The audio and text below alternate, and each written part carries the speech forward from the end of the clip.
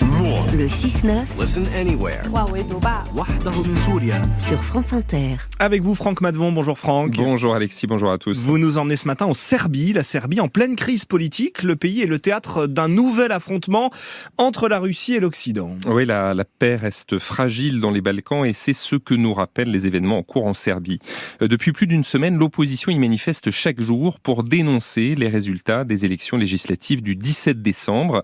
Le parti du président nationaliste Aleksandar Vučić a été déclaré large vainqueur du scrutin, 47% des voix, majorité absolue des sièges. Mais pour ses adversaires, le vote a été truqué. Il y a eu des fraudes massives, ce que le pouvoir dément avec vigueur. Avant-hier soir, la contestation est devenue violente. Les manifestants s'en sont pris à la mairie de Belgrade, jets de pierre contre le bâtiment, vitres brisées. Les forces de l'ordre ont dispersé la foule en tirant des gaz lacrymogènes. Il y a plusieurs blessés, dont 2 policiers grièvement atteints, selon les autorités, et au moins 35 personnes ont été arrêtées. Le président Vučić voit dans ce mouvement une tentative violente de renverser les institutions, orchestrée de l'étranger.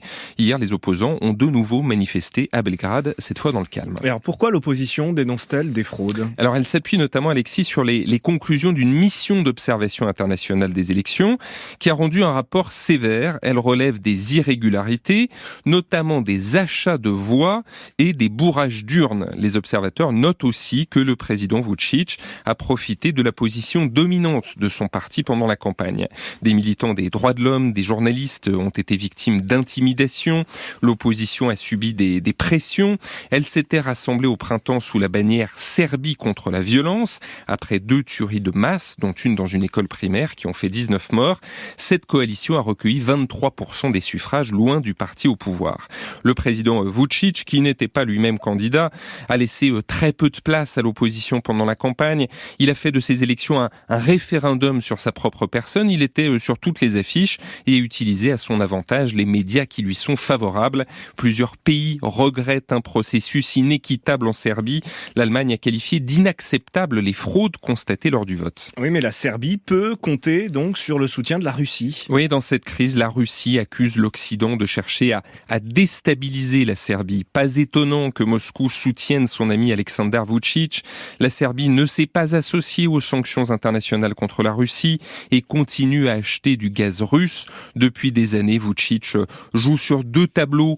Il affirme vouloir rejoindre l'Union européenne tout en fraternisant avec Moscou, qui a aussi le mérite à ses yeux de ne pas reconnaître l'indépendance du Kosovo.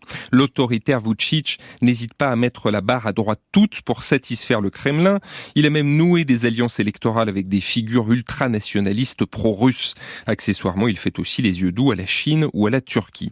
À ce stade, Alexis, la contestation en Serbie n'annonce pas encore un grand soir. Washington a d'ailleurs condamné la violence des manifestants, mais les États-Unis, l'Union européenne ne pourront pas rester longtemps sourds à la colère des opposants serbes. Franck Madvon, géopolitique.